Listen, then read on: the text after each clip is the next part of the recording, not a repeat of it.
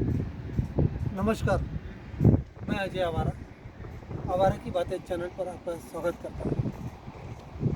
इससे पहले कि हम आज के विषय पर आगे बढ़ें, मेरा आपसे अनुरोध है कि मेरे चैनल को सब्सक्राइब कीजिए, लाइक कीजिए और अच्छा लगे तो साथ ही शेयर भी कीजिएगा।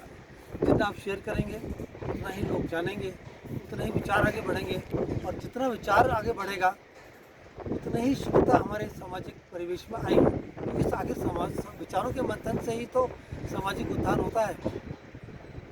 इससे पहले कि मैं आज का विषय बताऊं आपको, मैं ये आगाह कर दूं कि आपको ये जो सामाजिक विषय है इसमें दो विषयों को हमें अलग अलग करके चलना है, मिक्स नहीं करना है। आज का विषय बड़ा सिंपल है, साधारण है, रीति रिवाज, रूढ़िवादिता और अंधविश्वास पर। अब आप कहेंगे इसमें दो विषय कहाँ से आ गए? तो इसमें विषय ये है कि कई बार हम अंधविश्वास या रीति रिवाज को या रूढ़िवादिता को धर्म से जोड़ देते हैं। आप ये स्पष्ट तौर पर समझ लीजिए, ये स्पष्ट है कि रीति रिवाज, अंधविश्वास और धर्म अलग अलग विषय वस्तु हैं। मैं उदाहरण देता हूँ आपको, मैं दहेज का। दहेज की व्यवस्था शादी से जुड़ी है, जबकि शादी जो है, शादी विवाह जो है धार्मिक अनुष्ठान है। धार्मिक अनुष्ठान की प्रक्रिया वैवाहिक प्रक्रिया है, लेकिन दहेज एक सामाजिक परंपरा है।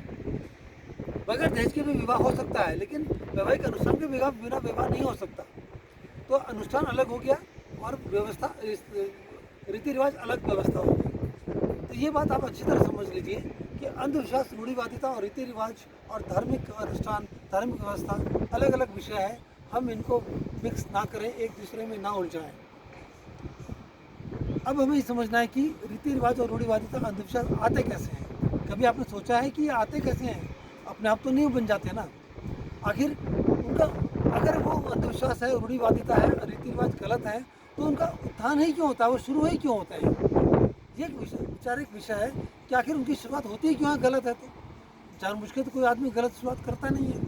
तो आखिर इनका उत्थान होता कैसे और बाद में गलत साबित कैसे हो जाते हैं? मैं आपको बताता हूँ क्या होता है कि समाज में, दुनियादारी में, इस संसार में व्यवस्थाएं, परिस्थितियां बदलती रहती हैं और जब कोई परिस्थिति बदलती है तो उसी तरह से उससे निपटने के लिए तौर तरीके जो अपनाए जाते हैं वो भी बदलते हैं और व्यवस्थाएं भी बदलती हैं।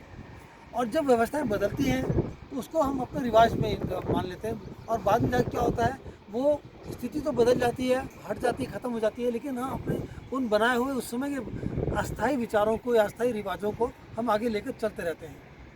उदाहरण के तौर पर आप लगा लीजिए, चलिए दहेज को लगा लीजिए, मैं दहेज का ही उदाहरण लेके चलता हूँ। दहेज की परंपरा शुरू कैसे हुई? शुरू ऐसे हुई थी कि किसी व्यक्ति ने शायद कभी सोचा होगा मैं अपनी बेटी को विदा कर रहा हूँ तो कुछ तोहफे दे के भेजूँ, तो उसने कुछ दान दिया होगा। पहले पुरानी परंपरा रही है। और जो स्वैच्छिक दान की परंपरा थी वो आगे चलकर समाज में बाध्यता बन गई। अब व्यवस्था क्या थी? प्रेमवश उसने अपने बेटी को दिया और बाद में हुआ क्या, समझ व्यवस्था बन गई और कुरीति बन गई। और एक एग्जाम्पल बताता हूँ आपको मैं। ये एग्जाम्पल ऐसा है कि शायद बहुत कम लोगों को पता होगा।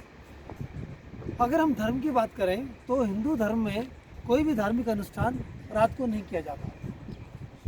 मुझे लगता है कि शायद आप सब सहमत होंगे इस बात से कि हिंदू रीति रिवाज का कोई भी धार्मिक अनुष्ठान रात को नहीं किया जाता, लेकिन वैवाहिक अनुष्ठान रात को किया जाता है। क्या आपको पता है ये रात को क्यों किया जाता है? मैं बताता हूँ कैसे शुरू हुआ था ये। जब विदेशी आक्रांतों का कब्जा हिंदुस्तान पर हो गया और जब वो शासक बन गए और जब उन्होंने हमारी परंपराओं को, रिवाजों को दबाना शुरू किया, तब क्या हुआ, उन्होंने हमें, जब कहते हैं हमारे धर्म को दबाना शुरू किया, तो होता क्या था, दिन में शादियाँ होती थी तो आक्रांता लोग उठा के ले जाया करते थे लड़कियों को, शादियों में हमें व्यवधान डाला करते थे और लूटपाट होती थी। उससे बचने के लिए एक सिस्टम चला कि चलो रात के अंधेरे में शादी करके भेज देंगे तो पता नहीं चलेगा और हमारी शादी शांतिपूर्ण ढंग से संपन्न हो जाएगी। तो रात को शादी करने की व्यवस्था जो किसी परिस्थितिवश शुरू हुई थी, आज भी चली आ रही है, जबकि आज वो परिस्थिति नहीं है। यही बात है, वो परिस्थिति पैदा हुई थी जब सनातनी असुरक्षित थे, उनको अपनी व्यवस्था पर एक खतरा आ गया था।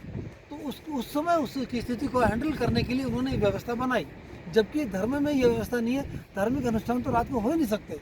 तो उस हिसाब से पहले विवाहों की परंपरा दिन में हुआ करती थी।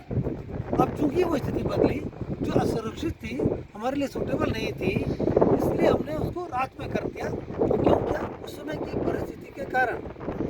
अब वो परिस्थिति नहीं है, वो परिस्थितियाँ बदल चुकी हैं। तो क्या हमने ये जो रात में शादी करने की जो परंपरा चली थी वो बदल दी? क्या हम वापस आए दिन वाली व्यवस्था पर? नहीं आए ना। होने क्या लगा, जो परंपरा रात को 10 बजे होती थी अब वो सुबह 3-4 बजे तक होती है।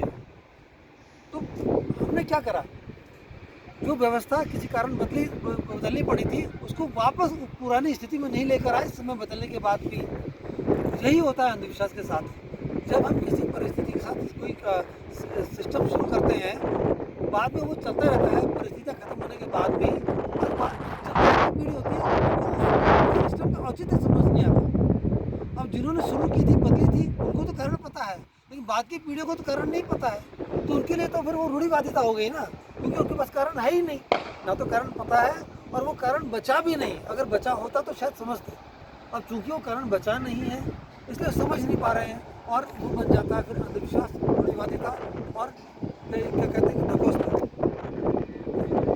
हम यही गलती करते हैं, हम एक परिस्थिति में समुदाय कई परंपरा को समय बदलने के साथ उसको खत्म नहीं करते।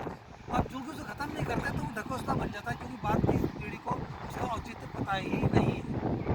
इसी तरह हमारे आज के समाज में जाने कितनी ही रूढ़िवादिता, कितने ही ऐसे ढकोसले, कितने ही अंधविश्वास ऐसे आ गए हैं जिनका हमें औचित्य नहीं पता, या जिस समय शुरू किया गया था उस समय परिस्थिति अलग थी और अब वो परिस्थिति नहीं है, लेकिन फिर भी हम उसको निभाए जा रहे हैं।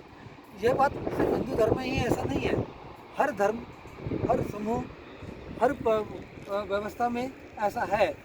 ऐसे लोग, ऐसी ऐसी परंपराएं, ऐसे रीति रिवाज, ऐसे सिस्टम मिल जाएंगे। तो क्या हमारा ये कर्तव्य नहीं बनता कि हमारे आज की पीढ़ी को ये बताएं कि ये व्यवस्था शुरू क्यों हुई थी? और आज की पीढ़ी का क्या ये कर्तव्य नहीं बनता कि व्यवस्था बदलने के बाद अब हम उन पूरी पुरानी परंपराओं को दोबारा अपने यथार्थ स्थान पर ले आए? जैसे शादी अब दिन में क्यों नहीं हो सकती, विवाह महोत्सव दिन में क्यों नहीं हो सकता? हमने वो सब खत्म होने के बाद भी हमने कहाँ शुरू किया, कहाँ उसको बदला उसको? आप समझ रहे हैं बात? हाँ, दहेज जैसी कुरीति पर हमने काम किया है, लेकिन मूल मैं बता रहा हूँ, शादी वाली बात जो कि दिन में होनी चाहिए, किसी कारण से रात को होने लगे, लेकिन हमने नहीं किया। ऐसे ही जितने भी धार्मिक रीति रिवाज हैं जिनको हम अंधविश्वास मान लेते हैं, वो कभी कालांतर में किसी समस्या के कारण उस रूप में शुरू की गई थी, लेकिन बाद में हमने उसे परंपरा बना लिया। एग्जाम्पल एक और मैं देता हूँ मैं आपको, सती प्रथा का।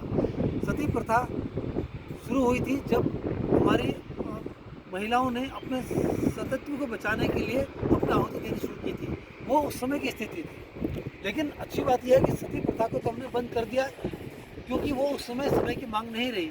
लेकिन हमने अपने जीवन में ऐसे कई परंपराएं अपना रखी हैं, कई ऐसे भी व्यवस्था अपना रखी है जिनको हम कहते हैं अंधविश्वास है। उनका आधार हमें पता नहीं है, उनका कारण हमें पता नहीं है, और ना कारण जानते हैं ना आधार जानते हैं, इसलिए हम उसको नकार देते हैं और हम उसको और अपने धर्म को कलंकित करने का नाम लेते हैं। हम कहते हैं कि हमारे धर्म पर एक कलंक है, जबकि कलंक नहीं है, वो एक परिस्थिति बस उपजी व्यवस्था थी जिसका कारण हमें पता नहीं है, तो हम तो उस कारण को जानने की कोशिश ही नहीं करते, और अगर जान गए तो उसको पुरानी स्थिति में लाने की कोशिश नहीं करते। पुरानी स्थिति में लाने की कोशिश इसलिए नहीं करते क्योंकि हमें उसका कारण आधार पता ही नहीं है। अब यह कमी हमारी पुरानी पीढ़ी की रही है कि हम उसको बता नहीं पा रहे हैं, या ये नई पीढ़ी की कमी है जो हम जानना नहीं चाहते। अब ये पुरानी पीढ़ी और नई पीढ़ी के सामंजस्य की कमी है, या हमारी अपनी परंपराओं को जानने की उत्सुकता की कमी? ये बात भी सही है कि हमारी नई पीढ़ी या आज की पीढ़ी हमारी परंपराओं के आधार को जानना चाहती ही नहीं है।